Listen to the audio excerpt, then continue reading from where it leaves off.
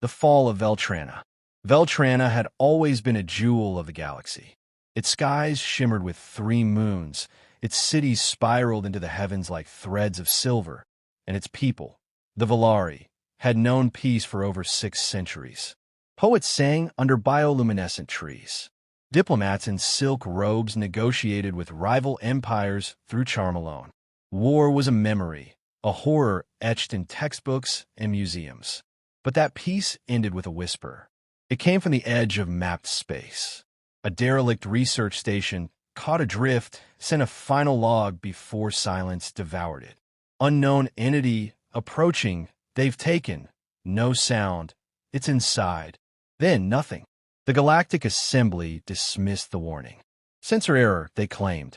Radiation hallucinations. There's no threat. But the Velari listened. They always did. And so, they were the first to see the truth.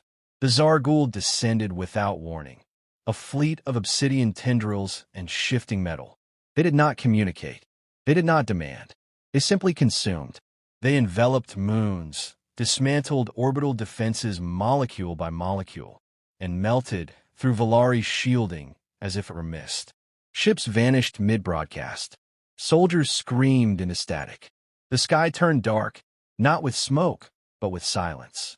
In the royal spire, Queen Alenia stood before the Great Council, her violet eyes dim with grief.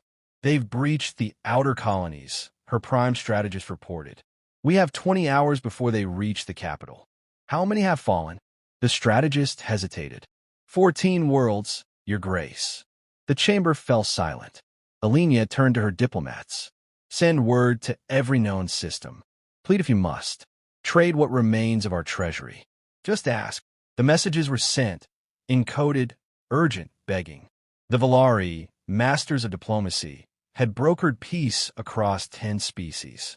Surely someone would come. Hours passed. Responses trickled in. Regretfully, we must decline. Our forces are stretched thin. We sympathize, but involvement could provoke the Zargul.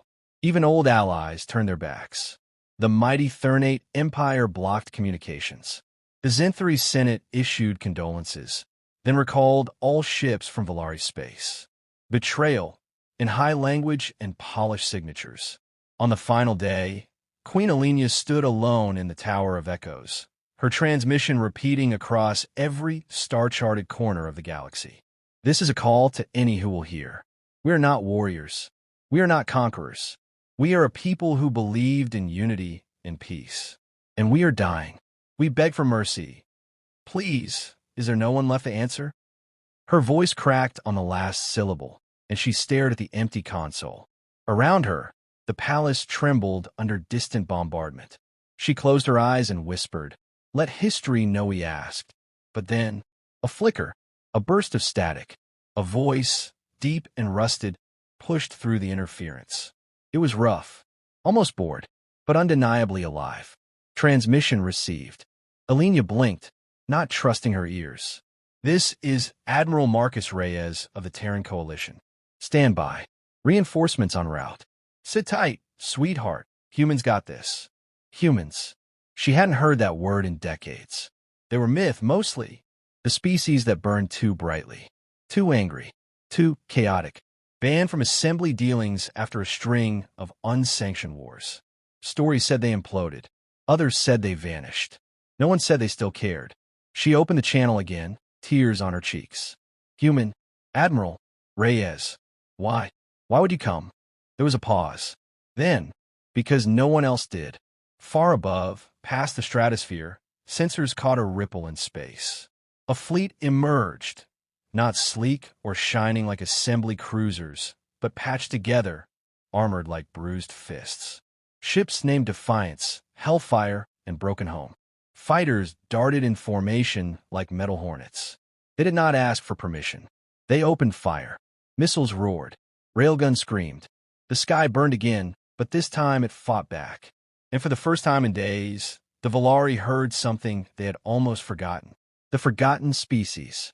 Admiral Marcus Reyes hadn't worn his uniform in 20 years. He found it crumpled at the back of an old trunk, buried beneath dusty metals and unopened letters. The cloth smelled of rust and oil. Memories of a war the galaxy never acknowledged and a peace humans never got to enjoy. Still, he buttoned it up like armor. Outside his window, the sky above Earth was gray. The stars beyond it had long since turned their backs. Humanity had not always been alone. They were once part of the Galactic Assembly, brash newcomers who shot too fast, spoke too loud, and loved too hard. The Velari had welcomed them, briefly.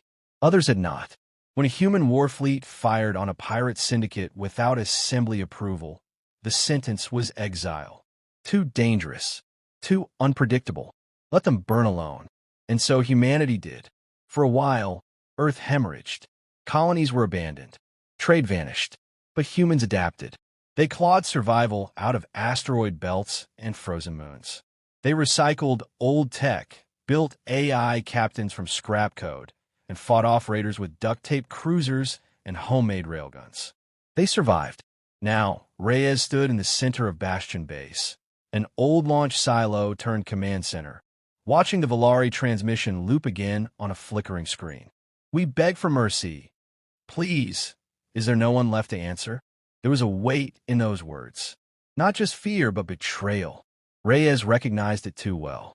A soft voice behind him interrupted the silence. She sounds like your daughter. He turned. Commander Nyla Chun, former Terran Navy, stood at ease with a data slate in her hand and a familiar defiance in her eyes. She's not, Reyes said. But I remember when mine sent a message just like that. No one answered her either. Nyla stepped forward. I put out a call. Volunteers only. How many? Too many. Her lips twitched. Some are flying ships older than they are.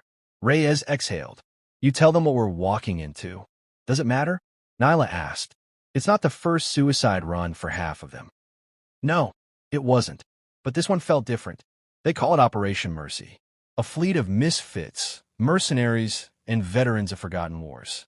Ships were patched together with salvage hulls, their weapons decades out of date, but each bore the stubborn mark of human hands. There was the Dauntless, Reyes's personal dreadnought, held together with reinforced plating from a mining colony and scars from 6 different battles. The Wraith, a stealth corvette crewed by former pirates. The Argus, once a pleasure yacht, now modified with plasma turrets and a nuclear core. They didn't have the firepower of the Assembly, but they had something else. Pain, fury, loyalty, and the long memory of being abandoned. In a hangar, Reyes walked past rows of human soldiers donning improvised armor, some old military gear, others just reinforced exosuits and scavenged tech. One soldier, barely 20, had carved for Elise into his gauntlet. Another prayed over a picture of her family before boarding her ship. A veteran named Harlan tossed Reyes a flask. You really think the Velari are worth saving? He asked. Reyes took a sip. I don't know if they are, but I remember when they were the only ones who didn't flinch when we walked into the Assembly. Pity makes poor politics. Maybe, Reyes said, but it makes damn good allies. Above them, countdowns blared. 10 minutes to jump. He looked at the rows of ships preparing for hyperspace. Each one a promise. Each one a middle finger to a galaxy that called them monsters. Reyes walked back to the bridge of the Dauntless. Nyla was already waiting, fingers dancing across the holomap. Jump coordinates locked. Velari system, she said. You sure about this? No, Reyes admitted. But I'd rather die answering a call for help than live in a galaxy that ignores it. She smiled. Then let's remind them who they left behind. Engines flared. The fleet shimmered and vanished into hyperspace. Burn the sky. The human fleet tore into Velari orbit like a storm that refused to ask permission. Space ignited in sudden fury. Railgun slugs tearing through Zargul drones. EMP bursts short-circuiting their elegant yet monstrous architecture. Where the Assembly had relied on elegant formations and pristine protocol, humanity brought chaos. Admiral Reyes stood on the bridge of the Dauntless, steady as the ship rocked under return fire. Around him, the command crew barked updates and launched countermeasures with grim precision. They're adapting already, Nyla reported from the tactical station. Our AI decoys lasted 12 seconds, down from 15. Keep cycling the patterns, Reyes said. Make him work for every inch.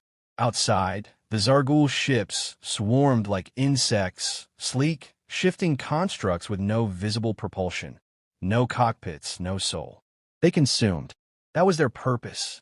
But humanity had never been easy to digest. In the skies above Veltrana, the battle turned brutal. The Wraith slipped between enemy lines, dropping EMP mines like breadcrumbs, shorting out the larger carriers before disappearing again. The Argus, too slow to dodge, rammed a Zargul spire ship head-on, flooding it with plasma before detonating. Its crew never called for extraction.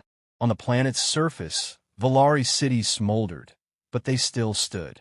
Captain Leora Vel, one of the few Velari officers still alive, had expected extinction. Instead, she found herself crouched behind rubble with a human marine who called himself Riggs and treated war like a sport. She had never fired a weapon in anger before.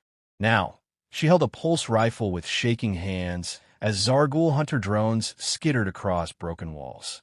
"Breathe," Riggs muttered, firing a shot clean through a drone's core. "In, out, just like in those opera concerts you folks like. You think this is funny?" "No," he said, "but I'll laugh if it keeps me from screaming." They fought back to back, strange allies in a world gone mad. And slowly, impossibly, they pushed the drones back. All across Veltrana, similar pockets of resistance formed. Velari civilians, inspired by the fury and sacrifice of the human reinforcements, took up arms. Farmers with plasma cutters, scholars wielding repurposed science drones. For the first time in centuries, the Velari remembered what it meant to fight for survival. And high above, Reyes prepared the final strike. The dauntless soared toward the Zargul command vessel, a massive, spherical monstrosity floating in the upper atmosphere, spewing drones like spores. "Targeting arrays blind," Nyla warned. "EMP interference too strong. We'll have to go in manual." Reyes didn't flinch. "I've flown worse missions drunk." He turned to his crew. "This is where we hold the line, where we show them that when Earth answers a cry for help, we don't stop halfway. Lock us in. Burn everything between us and that core." Engines screamed as the Dauntless accelerated, carving a glowing path through enemy fire. Turrets overheated. Shields flickered and failed. Deck plating melted. But the ship didn't stop. Inside the command ship, the Zargul hive core, an artificial intelligence node pulsing with cold purpose, sensed the incoming threat and attempted to adapt. It was too slow. The Dauntless plunged through the outer shell, deploying a warhead designed during humanity's darkest hour, a gravity imploder, the kind that folded space on itself, the kind no assembly species dare to build. Reyes stood at the helm, a grin etched into his battle-scarred face. From Earth, he whispered, with love. The explosion wasn't fire, it was silence. A sudden, sucking void that collapsed the command node in an instant. Across the battlefield, Zargul drones spasmed, lost, disconnected. Some fell from the sky like broken toys. Others simply stopped moving. Cheers erupted over the comms. Velari and human voices, tangled in disbelief and joy. On the surface, Captain Leora fell to her knees as the sky lit with the fading glow of the enemy's retreat. "You did it," she whispered to Riggs. He shrugged, wiping soot from his face. "We did it. That's what humans do when someone asks for help." But even as the celebration began, a low transmission echoed from the wreckage. "You have delayed the inevitable. We will adapt." Reyes heard on the bridge, battered and bloodied. He leaned toward the comm panel and answered in kind. "Then we'll keep making you adapt until it kills you." The reckoning. Smoke still curled from the shattered towers of Veltrana, but the skies were clear. For the first time in weeks, sunlight broke through the clouds without distortion. Birds, native ones that hadn't fled the planet, circled overhead as if uncertain they were allowed to return. Queen Alenia stood on the balcony of the royal spire, wrapped in a modest ceremonial robe, her crown absent. She no longer felt like royalty, only a witness to survival, and to something else entirely. Beside her stood Admiral Marcus Reyes, his uniform charred and torn, a sling on one arm. He looked like he'd wrestled a starship barehanded, And maybe in a way he had. "They're rebuilding already," he said, watching Velari citizens sweep debris from the streets and patch holes in walls with what little tech remained. Tougher than they thought they were. Elena nodded. "We were dreamers. Your people reminded us how to fight." Reyes gave a quiet snort. "Most of my people wish we didn't have to keep reminding anyone." They stood in silence, watching workers raise a makeshift antenna array on the plaza below. The Galactic Assembly had arrived 2 days late. Now, their silver ships hovered in orbit like vultures finally daring to land. They brought aid, apologies, formal statements of regret. Delegates filed into what remained of Velari government halls, offering condolences and carefully veiled relief that the Zargul had been stopped by someone else. Not one had sent ships during the siege, but they come quickly enough to help take credit. Reyes had refused every diplomatic dinner and ceremony. He wasn't here for recognition. He'd already buried too many people who deserved it more. "I received an official offer this morning," Elena said quietly. "A motion is being passed in the Assembly. Earth's exile overturned. They want humanity back at the table. In fact, they want you to speak at the Council's next session." Reyes didn't answer immediately. A breeze rustled his graying hair as he looked out over the city. "I read once that when humans first left Earth, we thought we were going to find wonder out here," he said. "Instead, we found politics and excuses and a galaxy that expects mercy but offers none." Elena turned to face him fully. "And yet you came. We didn't come for them. We came because you asked, because someone needed help." She studied him, this strange man from a violent species, who had given so much without asking for anything in return. Her people had sung of peace and diplomacy for centuries. But it was the outcasts, those deemed too dangerous, too human, who had answered their call. "Then let it be known," she said, "that when Trana called for mercy, the only ones who responded were from a forgotten world. And they didn't come to conquer. They came to stand beside us." From below, a cheer erupted as the new communications array powered on. Human and Velari engineers high-fived. Children, both races, ran laughing between support tents. And on every available surface, someone had scrawled the words, "Now whispered in reverence." They answered. Reyes looked away, uncomfortable. He was no savior, just a soldier who had seen too many people die alone. "I've got to go," he said finally. "There's talk of Zargul activity near the edge of Dead Sector 4. If they're regrouping, we're not waiting for another call." Elena nodded solemnly. "Then we will come with you." He raised an eyebrow. "You sure about that?" "We are now," she said, "because we've remembered who we are, and we've learned who you are." As Reyes turned to leave, she stopped him with one last question. "Why did you answer, Marcus?" "Truly." He paused at the doorway, shadows playing across his face. "Years ago, during the first plague outbreaks in the outer colonies, the Assembly did nothing. My daughter, Anika, was stranded on a research outpost, dying. The Velari sent a ship. No questions, no cost. You save her life." He looked her in the eyes. "This was me returning the favor." Then he walked away. Above them, human and Velari ships began to rise from the atmosphere, heading not toward peace, but toward the unknown, toward the next call. Final line. When the stars turned cold and the galaxy looked away, it was the monsters from Earth who showed us what mercy truly meant.